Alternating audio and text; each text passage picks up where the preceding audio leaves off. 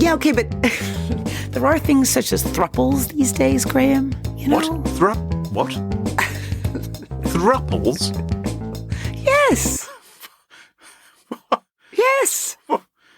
Suggest it to your partner, see what she says. Okay, I'll give it a try.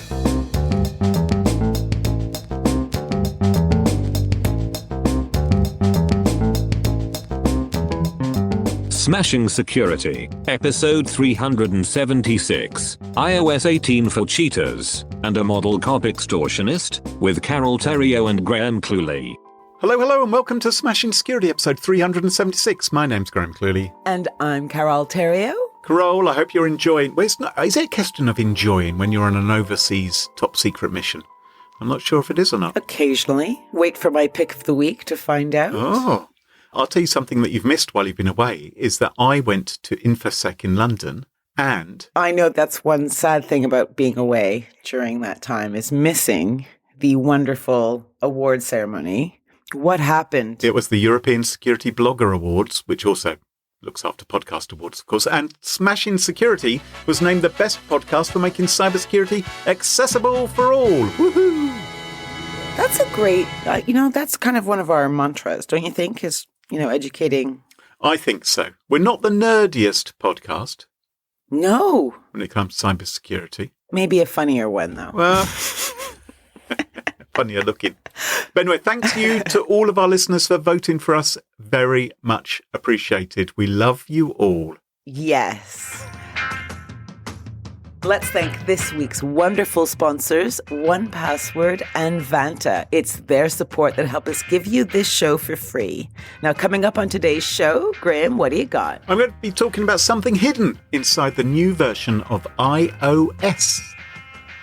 Ooh, and I have the story of a hot ex-cop who landed herself in a spot of extortion bother. All this and much more coming up on this episode of Smashing Security. Now, chums, many of you, I know, have got smartphones. Many of you will have the Apple iPhone, of course, as well. And I don't know if you've heard, Carole, but it has been dubbed a cheater's paradise, the Apple iPhone, because they have... Has it? Yes, because they have announced a new privacy feature, which is coming down the tracks pretty darn quick in the form of iOS version 18. iOS, of course, is the operating system on iPhones. Mm-hmm. And that was unveiled this week by Apple at the WWDC conference. And folks are already playing around with the beta ahead of its general availability, which is going to come in September. And there's some major updates in iOS 18. The one they're really sort of crowing about a lot, a range of new AI features that they claim will make Apple phones smarter and more capable, and also able to generate emojis of the people you're speaking, all kinds of stupid stuff as well.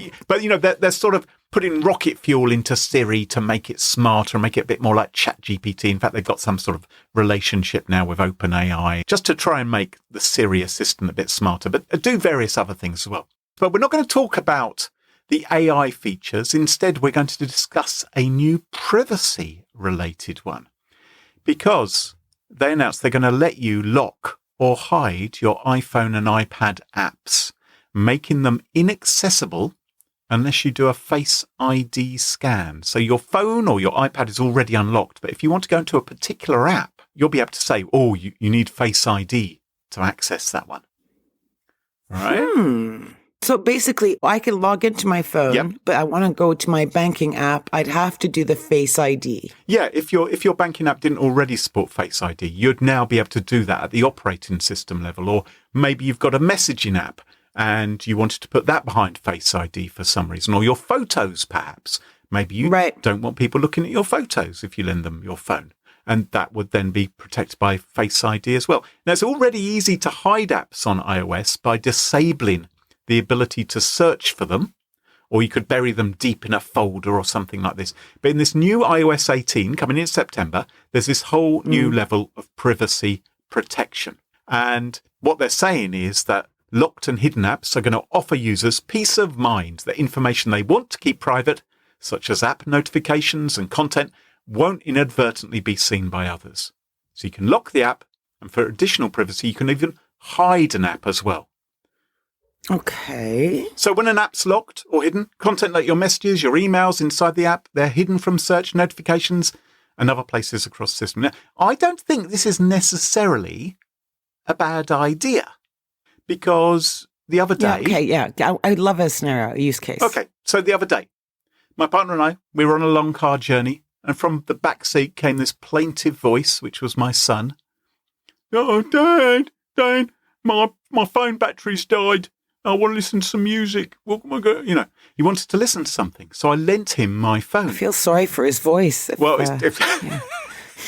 Jeez, takes after his father, and so I lent him my phone so he could listen to his Spotify or whatever, whatever band that he wanted to listen to. Mm-hmm. And then I thought, what's he going to do with that? Because although some of what do you mean? Well, although some of my apps have got biometric protection on them, and he'd need to point it at my face to unlock it, others wouldn't. Well, what kind of apps are you worried about? Well, maybe I don't want him seeing everything. Maybe I don't want him reading my email or sending emails from my account or tweeting nonsense to my followers. It's not as though he would do that, but he could accidentally, or he could go into Twitter and like something inappropriate, or, who knows? Okay, I don't have a teenage son, but I'm just, the word trust issues is yes, exactly occurring to me, but slightly. When you have a teenage son, sometimes you can trust them. It doesn't necessarily mean that you trust them to do something good, right? Okay. So I thought, oh darn, maybe I shouldn't have given it to him. Wouldn't it have been great if some of my apps were locked from use? If my apps had their own bouncer, basically my face, that could lock them down like Fort Knox, only accessible after a stare down.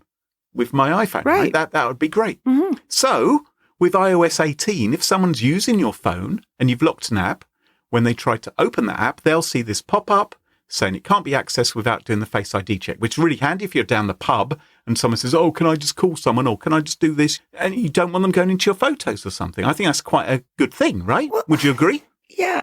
Yeah. I don't know how many times. I think the only times I can imagine you lending a phone is if you are a parent. Right. I mean, I don't know. I suppose actually, you do lend your phone. Like if you're doing a music playlist or something and you've got connection to a speaker, everyone kind of gets their mitts on your phone. Or someone says, oh, my phone's run out of battery. Can I just make a call or something? Or can I just borrow your phone for a sec? I think it does happen. Sometimes it happens quite casually. I mean, even with people you may not know that well. But I would say no if I didn't totally trust the person. You would? I wouldn't say F off, but I'd say no. Mm-hmm. I'll make the call for you. Right. Okay, anyway, so interesting idea. Let's cut to the chase, right? I've given you a scenario where it could be handy. Mm-hmm. What's the most common use case of this? How are people actually going to use this? Hide pervy things. Exactly. Oh. People are going to use this to hide their Tinder or their Hinge app from their significant other. Only if they're a dweeb. I think that's how... Right, it's not most people. I think that's how... No, I'm not saying most people, but I'm suggesting that most of the people who actually use this feature are probably going to do it to hide some kind of activity on their phone which they don't want someone in their household from seeing. Well, in your case, it's just your frickin' email. Well, it might be, but I'm sure there's plenty of people as well who may be having affairs or flirting or something like that. And wouldn't it be handy to hide the app from other people? And that's why plenty of folks have had a bee in their bonnet, taken their pitchforks and torches to Twitter, claiming that this feature is a way to keep affairs under the radar. And by the way, I did some research. Apparently it's the case that nearly 2/3 of Tinder users who were surveyed said they were already in relationships. So there are a fair number of people in relationships who are, okay, but there are things such as thruples these days, Graham. You know? What? Thruples? Yes. Yes. Suggest it to your partner, see what she says. Okay, I'll give it a try. So if you do this, your hidden apps get placed in a folder called Hidden. That actually exists even if there are no apps hidden inside it. So that's because I wondered, if you hide an app, how do you then find it to actually run the damn thing if you can't search for it and you can't see the icon? So there is a place where you can go and look. So that you might think that gives you a hint that someone has deliberately hidden apps, But apparently, Do you open that up? Do you open that up with Face ID as well? The hidden folder? Well, the folder actually exists even if you don't have anything hidden inside it. But I imagine it then gives you a sort of preview of I don't know. I guess you have to unlock it, don't you, with your Face ID? Well, that would be a big slip up, wouldn't it? You could just go in and unhide them. Go. Yes, exactly. Now, there are arguably legitimate use cases to hide and or protect an app. For instance, maybe you're in an abusive relationship or you have an overly jealous partner that wishes to violate your privacy. Maybe you share a device with your son, in my case, or a partner. iOS still, I can't believe this is the case. It still doesn't do what desktop computers do, which is they give you a user profile. You're able to log in as different people. I mean, surely things like iPhones and iPads should have that ability by now. So you can log in differently and have a different setup. And I still haven't got my head around it. I'm not kidding. I don't get it at all. Well, don't worry, because Apple has said that not every app is going to get this VIP lock and hide treatment. Apparently, iOS won't let you lock and hide Maps, Stocks, Clock, and the Calculator app. Well, thank God Stocks is there. Well, because, for my day-to-day needs in the world of like, where am I, what time is it, and how much is it? I'm glad that Stocks are at least a default. I think it's an odd decision of theirs not to let you lock Stocks. Oh, do you? Yes. Oh, yeah, of course. Because Stocks, you could find out what stock someone is following, which could be a piece of private information, even if it doesn't share how much they may have invested in them. Similarly, Clocks might give private information away, like if you've associated names with your alarms going off at certain times. All right, you're dubious. What about Maps? So they haven't allowed you to lock Maps. Yeah, Maps is interesting. Because Maps, you can see recently searched places you've gone to, information you may not want to share. Or, extreme example, what if you needed to travel out of state or to a different country because something like abortion was illegal where you lived? Maps could reveal where you went.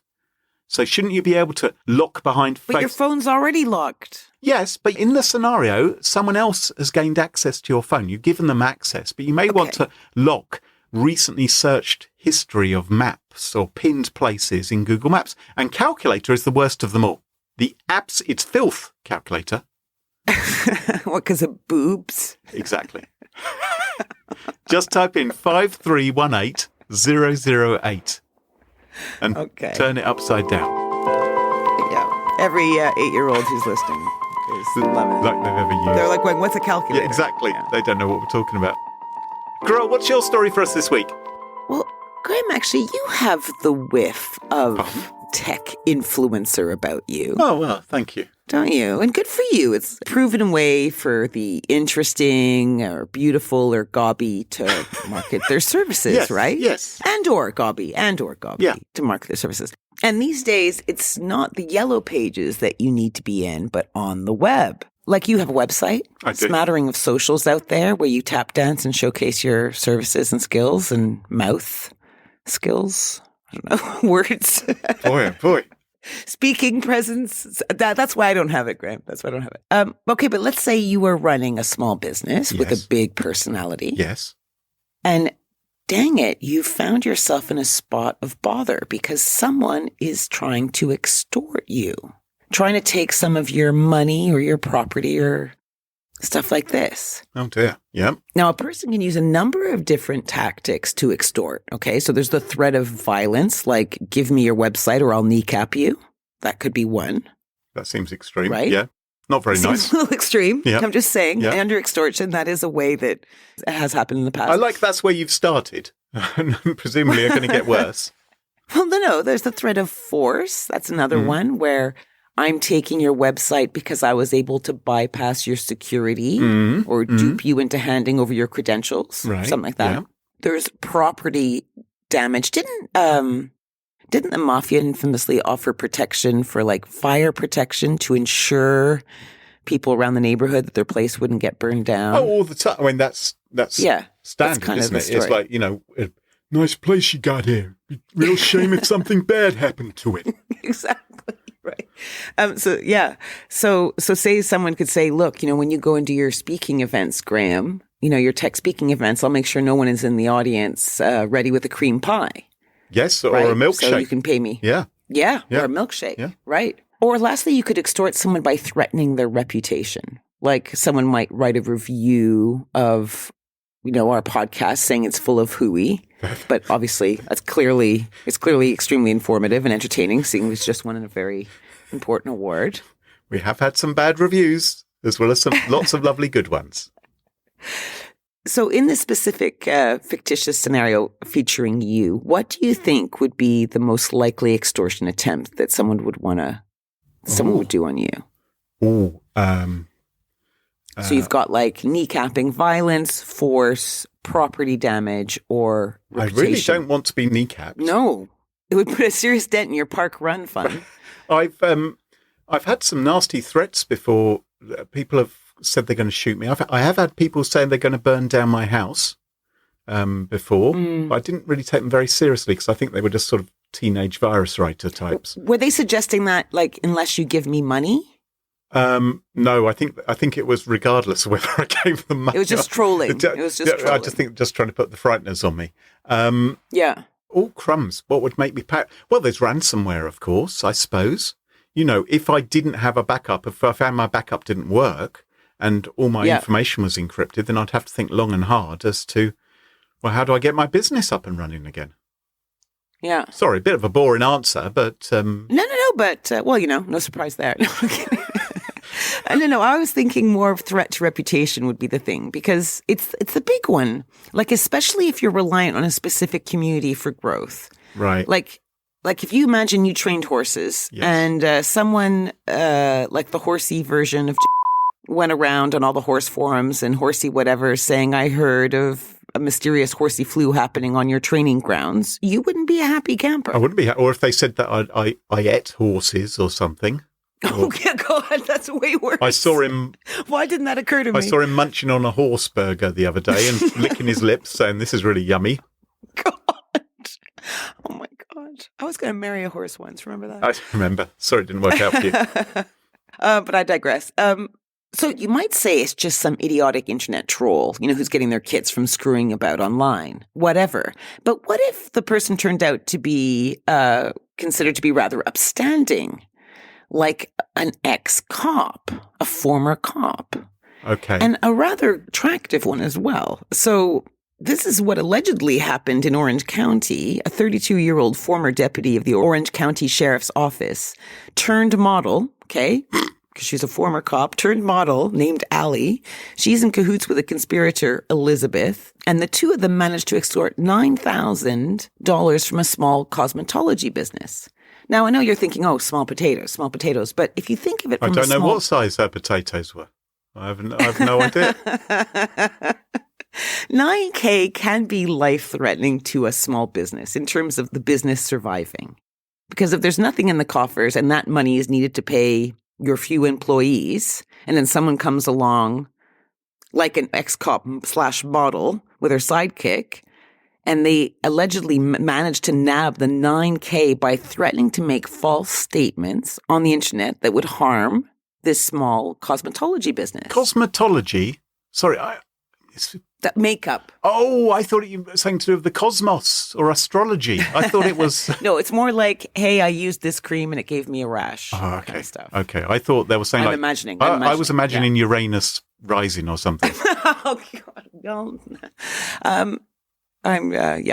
Apparently, the duo threatened to slander, report fictitious violations to the New York State Board of Cosmetology, and file complaints to the Department of Labor for alleged employee violations against a business that were untrue. Right. Now, this is all according to local prosecutors, as the two have now been charged with grand larceny in the 3rd degree and coercion in the 3rd degree. But I wanted to share it because you did mention ransomware earlier. But we rarely hear about this type of extortion anymore, right? Because these days, it's all ransomware. You rarely hear about someone kind of saying, look, unless you do this, I'm going to go online and say bad things. And I guess because she's a former police person and a model, people will listen to her. Yeah, model police officer. You got to get it in the right order. A model the right order. Oh, I thought you meant like No, you were right. Oh, okay. I thought you meant a really good police officer. Cop / turned model. Oh, okay. Yeah. Right, okay. Yeah. Fair enough, all right. She was in like beautiful person list on Maxim magazine or something.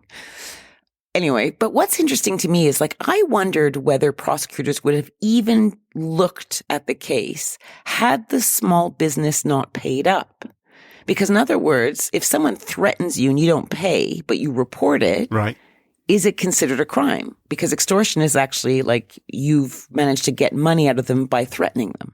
Do you know what I mean? Oh, but it should be a crime, shouldn't it? Because you're still making a threat. Surely that is still a crime. I'd like to think so. It depends, I guess, where you live. Years back, I had this archaeologist friend that tried to blackmail me. What? Yeah, it turned out he had a lot of dirt on me.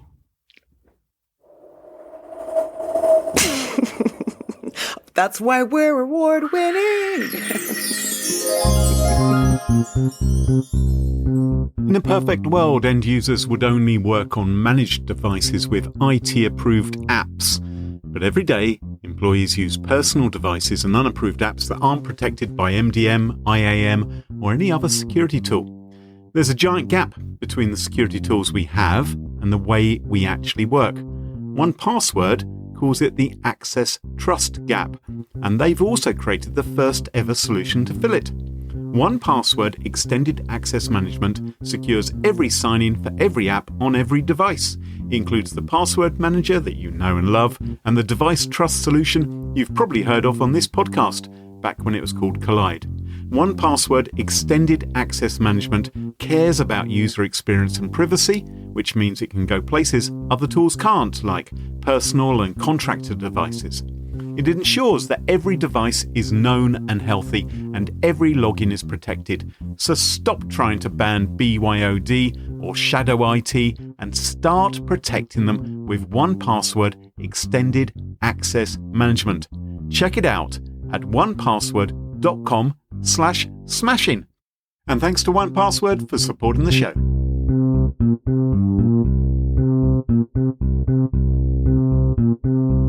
When it comes to ensuring your company has top-notch security practices, things can get complicated fast. Vanta automates compliance for ISO 27001, SOC 2, GDPR, and more, saving you time and money. With Vanta, you can unify your security program management with a built-in risk register and reporting, and proactively manage security reviews with AI-powered security questionnaires. Over 7,000 global companies like Atlassian, Flow Health, and Quora use Vanta to build trust and prove security in real time. Our listeners get 10% off Vanta at vanta.com/smashing. That's VANTA.com/smashing for 10% off. And thanks to Vanta for sponsoring the show. And welcome back. Can you join us at our favourite part of the show, the part of the show that we like to call Pick of the Week. Pick of the Week. Pick of the Week. Pick of the Week is the part of the show where everyone chooses something like. Could be a funny story, a book that they've read, a TV show, a movie, a record, a podcast, a website, or an app.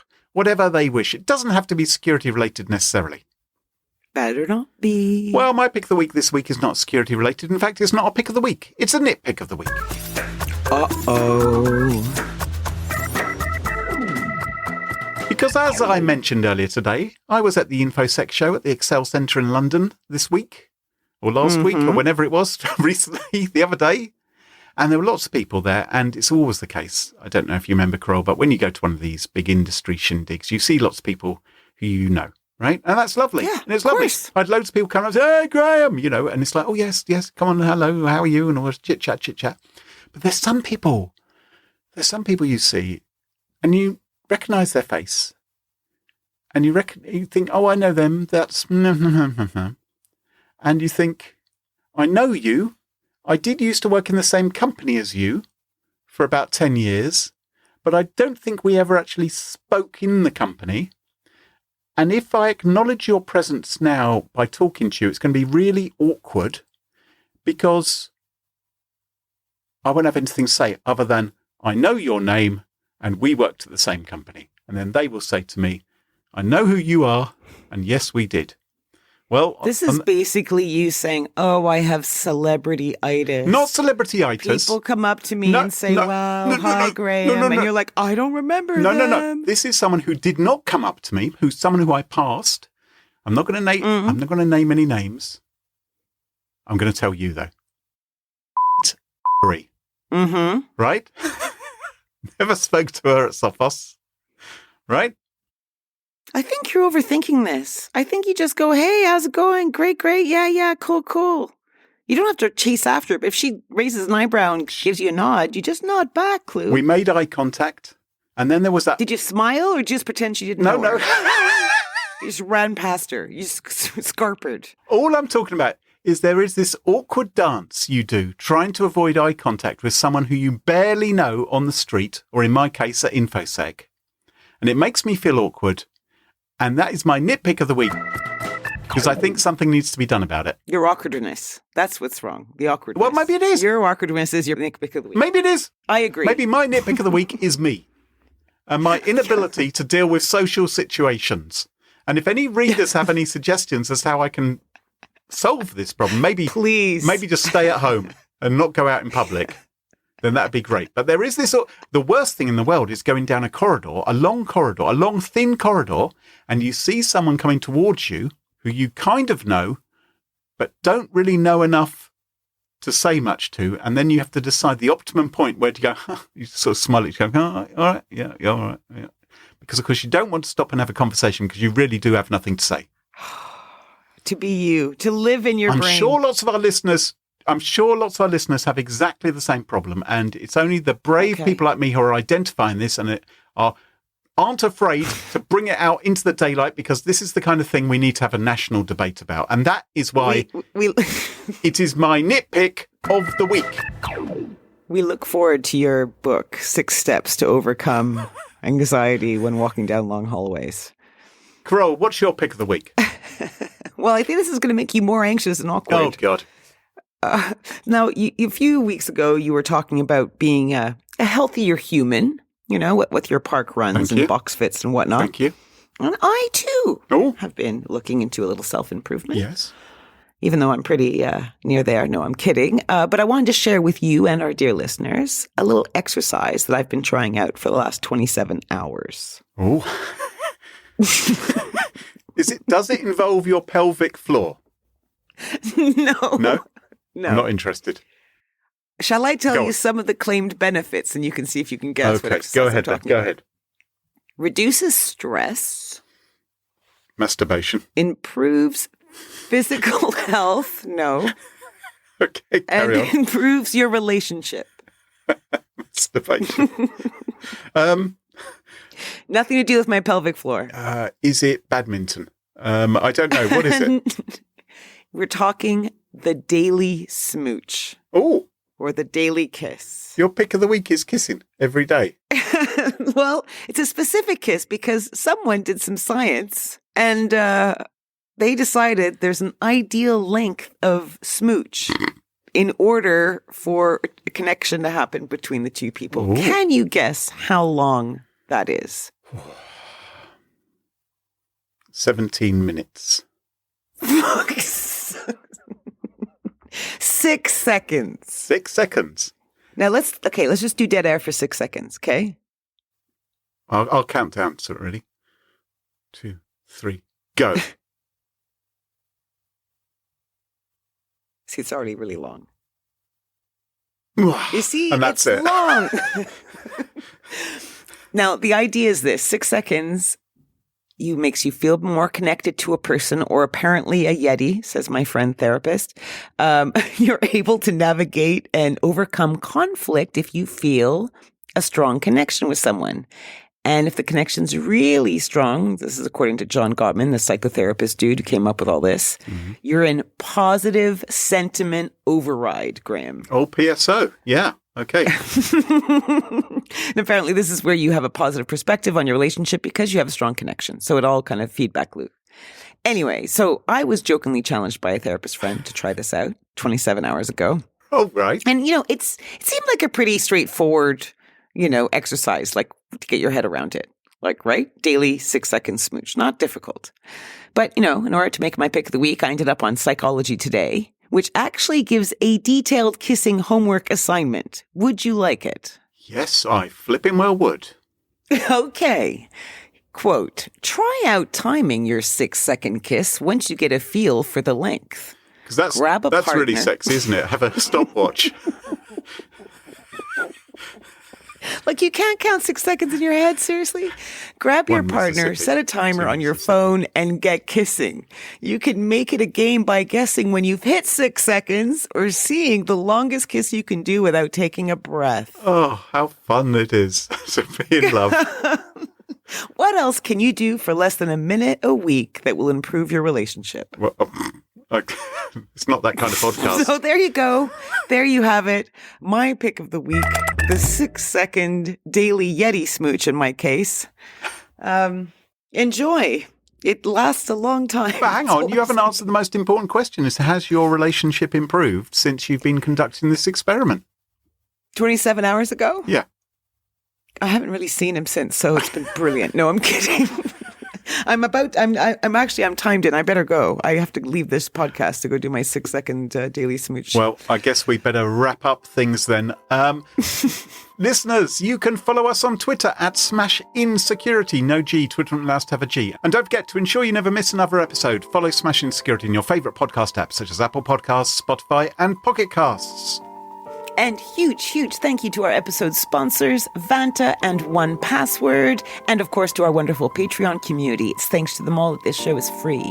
For episode show notes, sponsorship info, guest lists, and the entire back catalog of more than 375 episodes, check out smashingsecurity.com. Until next time, cheerio, bye-bye. Bye-bye.